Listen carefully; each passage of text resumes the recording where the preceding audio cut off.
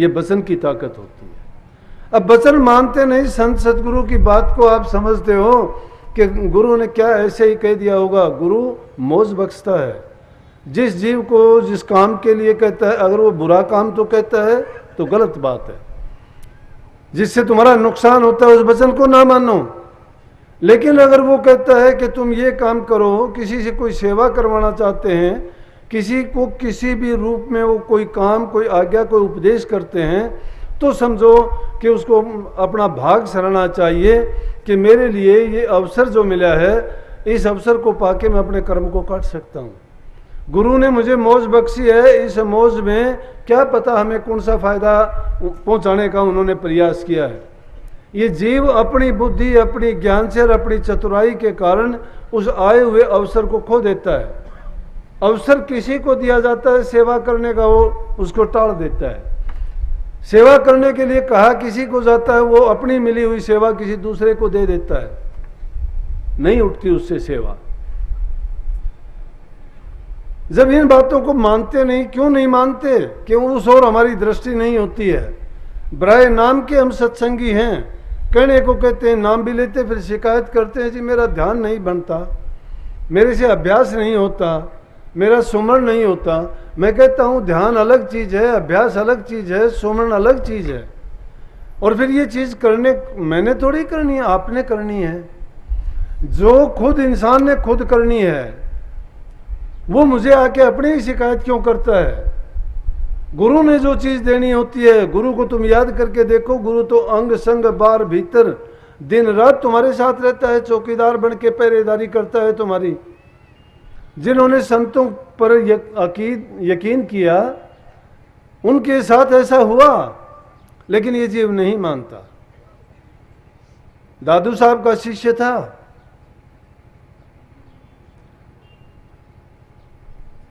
उसने यही बात की थी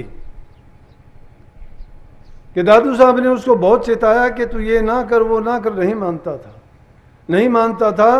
तो उसको जब कर्म की मार पड़ी और फिर भी गुरु ने उसको ऐन वक्त पर आके जब समझाया और चिताया, तो उसकी समझ में आ गई।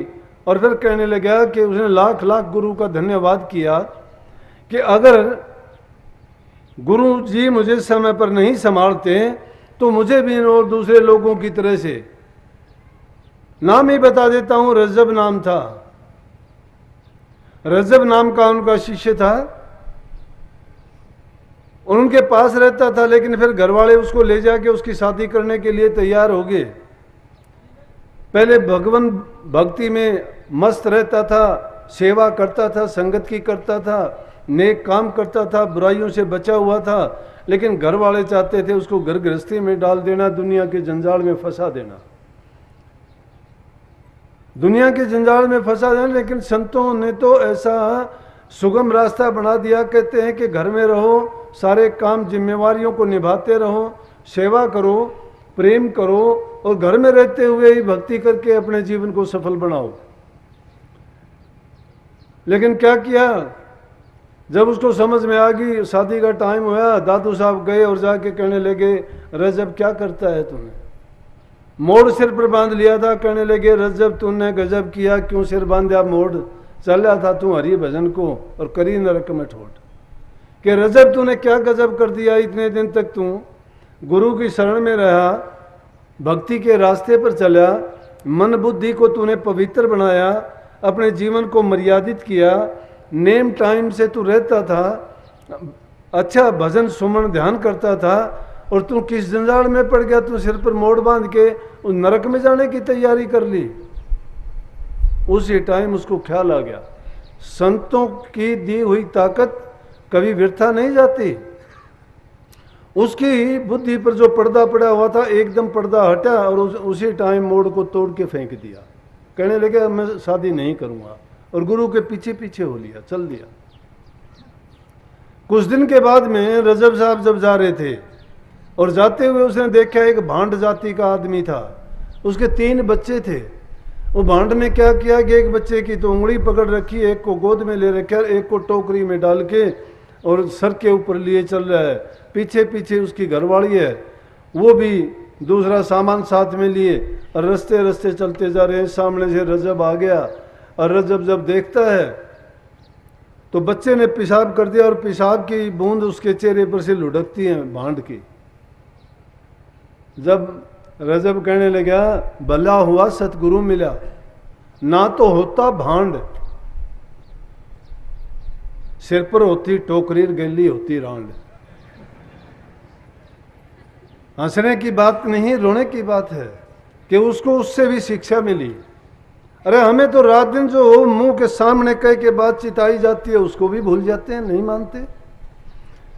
हर चीज में तुम ये चीज खोजने की कोशिश करो कि गुरु ने मुझे ये काम कहा था, गुरु ने मुझे ये शिक्षा दी थी, गुरु ने मुझे ऐसा चेताया था।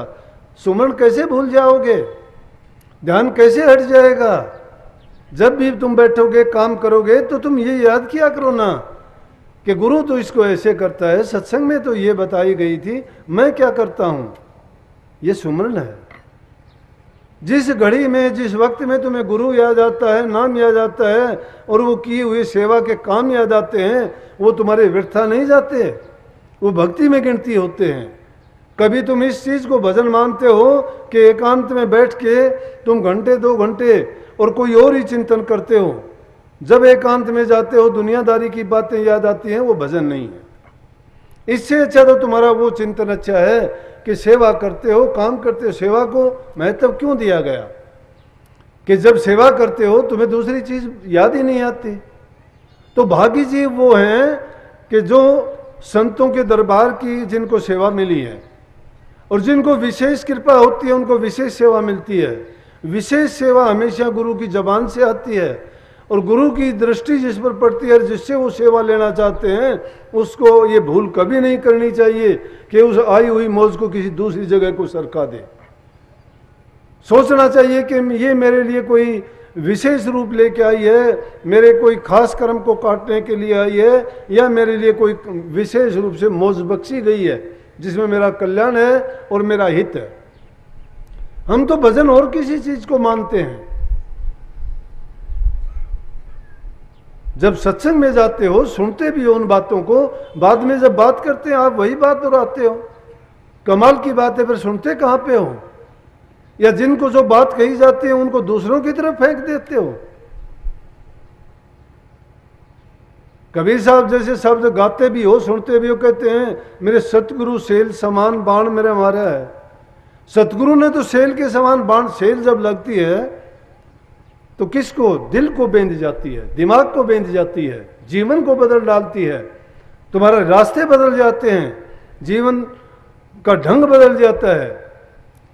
संसार के ये ऐश आराम जिसमें तुम खुशियां मानते हो वो छूट जाते हैं, जहर नजर आता है, नहीं मानते। अगर जब तुम संत सतगुरु की बात को समझ जाओगे, मान जाओगे, फिर तुम भजन में बैठ के देखना कि सीधे अगर तुम उस नूर में जाके नहीं स्थित हो जाओ तो मेरे पास आ जाना। करो, सारे काम करो, कोई किसी काम से मना नहीं करता, लेकिन अपने जीवन को पवित्र बनाओ, अच्छे नेक काम करो, परोपकार और दूसरे की भलाई का काम करो। उस भलाई के बदले में, अच्छाई के बदले में, सेवा के बदले में, प्रेम के बदले में जो तुम्हें सगुन मिलेगा, तुम्हारे दिल में ऐसा आनंद और खुशी भर देगा, कुछ भी करने की उमंग पैदा करेगा। वो चाह नहीं रहेगी। दुनिया की चाह जब कम हो जाएंगी, तुम्हें एक ही चाह रह जाएगी, सिर्फ प्रभु की, क्योंकि उसकी समान दुनिया की चीज कोई है ही नहीं। वो एक इसीलिए है कि उसकी समानता नहीं है किसी के पास भी।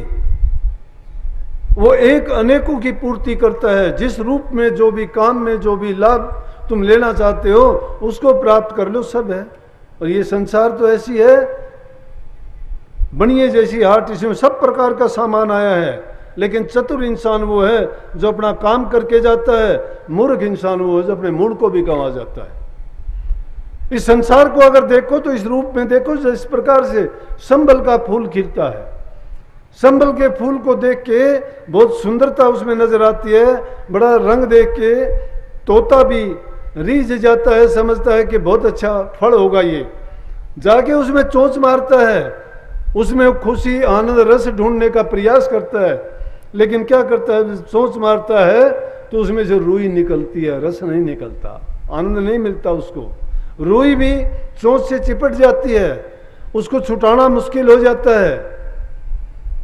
फिर पछताता है वो कि बड़ी गलती हुई मेरे से कि मैं बाहर की चमक दमक को देख के अपने आप को इसमें फंसा बैठा। इसी प्रकार से इस माया के देश में, काल देश में, इस चमक दमक में अपने आप को हम भी फंसा लेते हैं, क्योंकि हमारे फंसाने वाली हमारी ज्ञान इंद्रियां लगी हुई हैं। देखने के लिए आंखें लगी हुई हैं, सुनने के लिए कान लगे हुए हैं, रस के लिए जिब्बा लगी हुई है, त्वचा लगी हुई है आनंद के लिए। तो ये चीजें क्या हैं? ये फंसाने वाली है सारी की सारी। शब्द, स्पर्श, रूप, रस, गंध, ये 5 चीजें हैं जिनको चखने चखने में हम सोचते हैं आनंद आता है, लेकिन आनंद नहीं, ये विष का पान करते हैं। इसलिए जरूरत है इंसान को कि संतों के सत्संग में जाके उनकी कही हुई बात पर अमल करना चाहिए। अमल नहीं करते तो व्यर्थ है। हम तो सोचते हैं कि जो वचन कहे गए हैं वो मेरे लिए नहीं, और काफी लोग थे सुनने वाले, उनके लिए होंगे। उनके लिए नहीं होते, वो दूसरे को भी कहे जाते हैं तो अपने आप पर लागू करो कि मेरे लिए कहे गए हैं।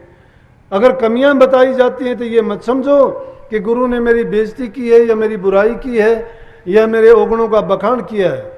ये सोचना चाहिए कि उनका नाम लेके मेरे अवगुणों को दूर करने का प्रयास करा है, मेरे ऐबों को उन्होंने धो दिया है या मेरे पाप कर्मों का नाश कर दिया है।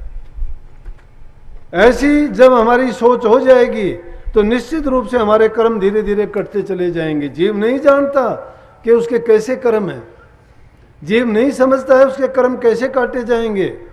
लेकिन संत सद्गुरु सहज में सत्संग के माध्यम से अपने उपदेश में उन कर्मों को काटने का तरीका बता देता है। किसी जीव के कर्म सेवा से कटते हैं, किसी के भजन से कटते हैं, और किसी के सद्गुरु की कृपा से कटते हैं। और सद्गुरु की कृपा भी किस प्रकार से होती है? दृष्टिपात से कर देते हैं, प्रसाद से कर देते हैं, उनको छू के कर देते हैं, या उनको वचन सुना के उनके कर्म काट देते हैं। जिस प्रकार का जो जीव होता है उसी प्रकार की उसके लिए चीजें देते हैं कि जिसके कारण से वो जीव समझ जाए और उसकी वो बुराइयां धीरे धीरे करके निकल जाए। अब घरों में हम ये हालात देखते हैं कि आपस में सास बहू का झगड़ा रहता है, पति पत्नी का झगड़ा रहता है। बच्चों को अच्छे संस्कार कहां से मिलेंगे? जब अच्छे विचार नहीं है, घरों में अच्छी शिक्षा नहीं है, तो बच्चे भी खराब हो जाएंगे।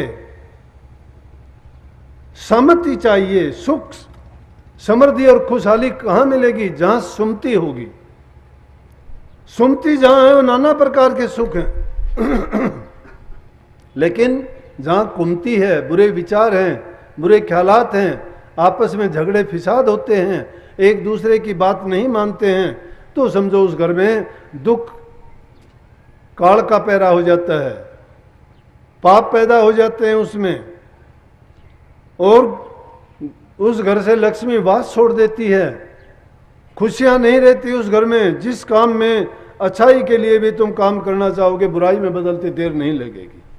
जहां प्यार प्रेम होगा, आपस में एक दूसरे की इज्जत कदर करते होंगे, जहां सेवा भाव होगा, जहां छोटे बड़े को आदमी आदर और सम्मान देता है, वहां खुशियां ही खुशियां होती हैं। आदमी कभी भी छोटा नहीं बनता। दूसरे की इज्जत करने से इंसान बड़ा बनता है, क्योंकि उसका खुद का मान मरता है और दूसरे के दिल से जो लौट के उसके लिए अच्छी भावना आती है वो आदमी को अच्छा बना देती है। तो जब तक हमारे जीवन में खुशियां नहीं है, घर में शांति नहीं है, मन में शांति नहीं है, विचार हमारे अच्छे नहीं है, बुरी आदतों को अपनाए हुए हैं, बुरी आदत छोड़ते नहीं, छोटी सी आदत के भी गुलाम बन जाते हैं, चोर बना देती है हमें, वो झूठा बना देती है। छोटी सी आदत चोर बनाती है हमें, झूठा बनाती है हमें, नजर छिपाते फिरते हैं। यहीं की बता दूं, पिछले दिनों एक यहाँ का प्रेमी बहुत अच्छा आश्रम में गया। अपना नियम है कि मैं तो कहता हूं कि बीड़ी पान तंबाकू कोई नहीं पिएगा, अगर सत्संगी हो तो, नहीं तो मेरा किसी पर जोर तो नहीं ना, मैं तो अच्छी शिक्षा दे सकता हूं। अगर मुझे ये दोष दे कि आपका सत्संगी होके ऐसा करता है, तो मैं कहता हूं मेरे पास कैद खाने जेल खाने तो है नहीं, उसमें बंद करूंगा। लेकिन मेरे पास ये जरूर है कि उनको अच्छी भावना और उनके लिए मैं दुआ करूंगा कि उनको सद्बुद्धि दे मालिक, कि जो बुरे रास्ते चलते हैं, बुराइयों में पड़े हुए हैं, बुराइयों को छोड़ दे। और मैं अपना प्रयास छोड़ता नहीं हूं, मैं हमेशा ये प्रयास करता हूं कि जो इंसान बुराई करता है उसको बुराई से हटाओ, छोड़ देगा एक दिन। आप लोगों को भी ये कोशिश करनी चाहिए। छोटे बच्चे होते थे, आजकल तो पक्के मकान हो गए। छोटे घर जब होते थे आग बहुत लगती थी गर्मी के मौसम में। जब आग घर में लगती थी तो जिस घर को आग लग जाती थी ना उसकी तो आग बुझाने की कोशिश करते वो करते, लेकिन उससे आगे वाले घरों पर पानी डालते थे। तो हम सोचते थे कि इस घर में आग लगी हुई, इसको नहीं बुझाते, आगे क्यों डालते हैं। उसका मतलब ये था, समझ में आता है जब आप सोचते हैं कि भाई वो तो जलने वाली चीज थी, वो तो खत्म हो चुकी है लगभग, लेकिन फिर भी उस पर तो काबू करते हैं, आगे का इंतजाम करते ताकि वो आग आगे ना फैले। जो लोग बुराइयों में पड़े हुए हैं उनकी हालत यही है कि उनको बुराइयों से छुटाया जाए, उनकी तो बुराई बंद करो। लेकिन उनकी बुराई नहीं बंद होती तो कम से कम जो आने वाली पीढ़ी है उनके लिए तो ऐसा इंतजाम करें, उन बुराइयों की तरफ दृष्टि ना करें, वो उन बुराइयों से बच जाएं। हमारा प्रयास ये होना चाहिए। लेकिन जिन घरों में ऐसी बुराई होती है, जो शराबी जुआ खेलते हैं, घरों में लड़ाई झगड़ा करते हैं, वो अपने बच्चों को भी वैसा ही बना देते हैं। कोई माँ के प्रति अपने बच्चों को भड़का देता है, कोई माँ अपने बच्चों को अपने पिता के प्रति भड़काते हैं। लेकिन वो कब होता है ऐसा कि जब वो अपनी आदतों को नहीं छोड़ते। तो मैं उस प्रेमी की छोटी आदत, बुरी आदत बताता हूँ कि आश्रम में सत्संग की छुट्टी 3 साढ़े 3 बजे करने के बाद वो बाहर निकला। बाहर निकलने के बाद उसने इधर देखा उधर देखा कि चोर तो उसके मन में चोरी है। इसीलिए मैं कहता हूं कोई भी पाप करता है, कोई चोरी करता है, कोई दुष्कर्म करता है, उससे पहले अपने आप को मारता है। उसके अंदर से तो यह है कि तू ऐसा ना कर, लेकिन फिर भी क्या करता है, वो इधर उधर देखने का मतलब है कि वो अपने आप को मारने का प्रयास करता है, मारता है उसको। जो उसको रोकने वाली चीज है उसको दबाता है। उसने इधर उधर देखी, नाम नहीं लूंगा ना चिंता कर, उसने इधर उधर देखा और देखने के बाद सिगरेट जलाई। मैं देख रहा था, सिगरेट जलाने के बाद एक कस लगाया, फिर देखा हाथ में यूं दबा ली। थोड़ी देर के बाद देखते देखते उसकी दृष्टि बड़ी में दिखाई दिया और उसको घेर के उछल दिया। मैं बोला पी तो अच्छी तरह ले अब। तो वो 10-15 दिन में चला जाया करता, अब वो काफी दिन से गया ही नहीं। तो देखो एक छोटी सी चीज थी बुरी आदत, अगर वो बुरी आदत नहीं होती, बुरी आदत संगति से तो बाहर लेके आई, बैठा रहा, जब भी तलब होगी उसको, मेरी पी हुई है मुझे पता है। मैं जब सत्संग से उठता था तो मैं भी बाहर निकलते ही पीता था। वो तलब उसकी होती है। तो क्या करता है, बैठे बैठे भी सोचता है कब छुट्टी होगी तो मैं जाते ही ये काम करूंगा। तो उसको कहां से उस सत्संग के वचन सुनने को मिलेंगे। तो बुरी आदत छोटी सी अच्छी संगति से बाहर निकाल के लेके आई। वहां आने के बाद उसको चोर बनाया। किसकी चोरी करी, दुनियादारी से भी चोरी की, कोई बता ना दे, बता देगा तो तेरे को झूठ बोलनी पड़ेगी, झूठा भी हो गया। चोर गुरु का भी हो गया, गुरु का नियम तोड़ दिया। गुरु का चोर परमात्मा का चोर हो गया। बुराई तो छोटी सी थी, लेकिन चोरी किसके बने, परमात्मा के बने। डरना परमात्मा से चाहिए, वो देखता है, सबको देखता है। इंसान से तुम छिपा लोगे, मेरे से छिपा लोगे, घर परिवार दूसरे लोगों से भी छिपा लोगे, लेकिन उससे कैसे छिपा लोगे। इसलिए अपनी बुद्धि पर पर्दा ये मत डालो, कोई नहीं जानता, कोई नहीं देखता। अपने आप में जब तक सुधार नहीं आएगा तब तक चोर बने रहोगे, झूठे बने रहोगे, पापी बने रहोगे। ये जुल्म होते ही रहेंगे, ये जुल्म है। इससे बढ़ के पाप नहीं है, वो कर्म आपका पीछा कभी नहीं छोड़ेगा।